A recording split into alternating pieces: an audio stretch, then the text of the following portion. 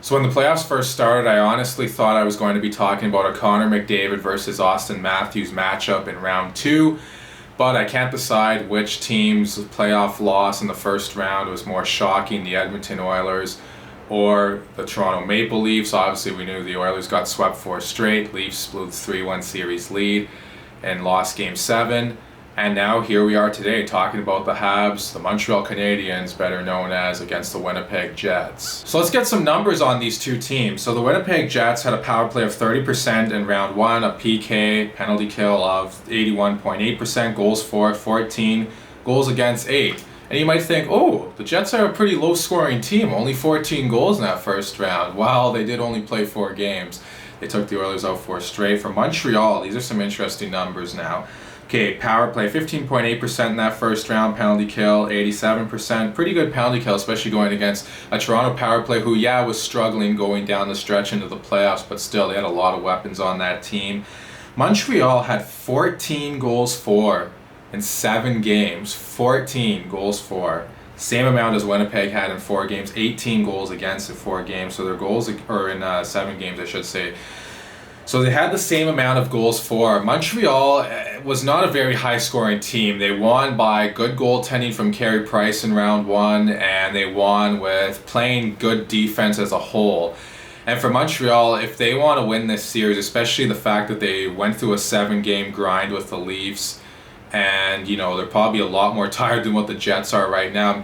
Rust might be an issue for Winnipeg. I want to point out too, as this series begins, I could see Montreal maybe winning game 1 or something like that, even by a big score. I could see the Habs coming in and winning like 5-1 or 6-2 or something like that, just because they'll carry that momentum, you would think, from game 7, whereas Winnipeg is pretty rusty and they might take the Jets a game to get into this series. But if a tired Montreal Canadiens team wants any chance to win this series, they have to play more in the Jets zone. I found they didn't have a ton of zone time in the Leafs end. They played more of a transition type of game. That's how they got their offense off the rush mostly. If you look at most of their goals, weren't really scored off the cycle that much.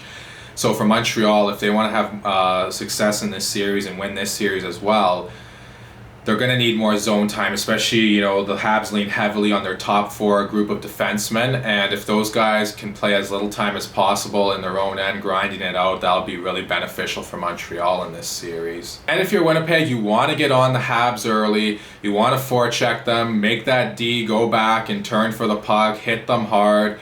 You don't even have to run a guy through the wall, just keep banging away at them slowly and slowly. They just came off a big 7-game series. You guys, as the Jets, are well rested, and you should have that advantage. So you want to chip away at what should be a tired Montreal team in this series and make them defend as much as possible. As we all know, playing defense in your own end is a lot more exhausting than playing offense. And the goaltending matchup, Connor Hallibuck versus Carrie Price. This is going to be a great matchup, 2 wonderful goalies. Price, obviously, he's known to be one of the better goalies in the league. Some debate that, whether that's right or wrong. It is a bit of a topic of controversy sometimes. Even a lot of Hab fans, I find, are upset at him. I heard someone say the other day yesterday that, the reason why Price gets paid $10 million plus is to stop $48 million worth of forwards. Obviously alluding to the Habs series win over the Leafs.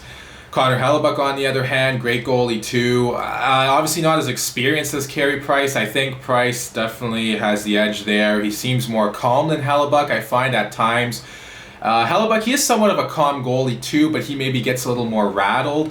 Like, he lets things upset him more if he doesn't stop the puck, if he lets in a bad goal. I find when Carey Price lets in a bad goal, he gets up, he just moves on to the next play. So probably his attitude, his calmness that he has, is a little bit more beneficial to him than maybe Hallibuck getting a little more rattled when a play doesn't necessarily go his way. So I don't expect goaltending to be an issue for either team in this series, but now that I've said that, look for one of the goalies to play absolutely underwhelmingly terrible, because I probably just jinxed one of them by saying that. So my final prediction and thoughts on this series.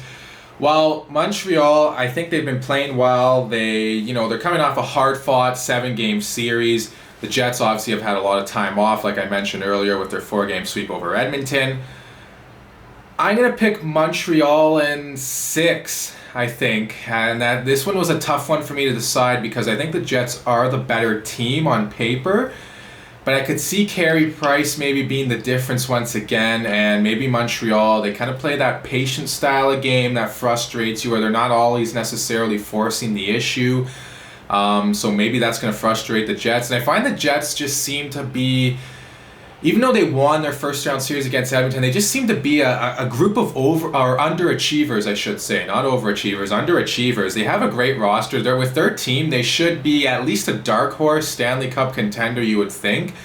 But for Winnipeg, like I said, I just find them to be underachieving. I have a feeling Montreal is going to pull this one out again, despite Winnipeg probably being the more favored team.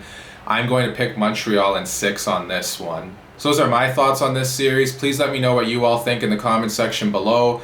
Please like and subscribe and share this video as always. Thank you all so much for watching, and I'll talk to you again soon.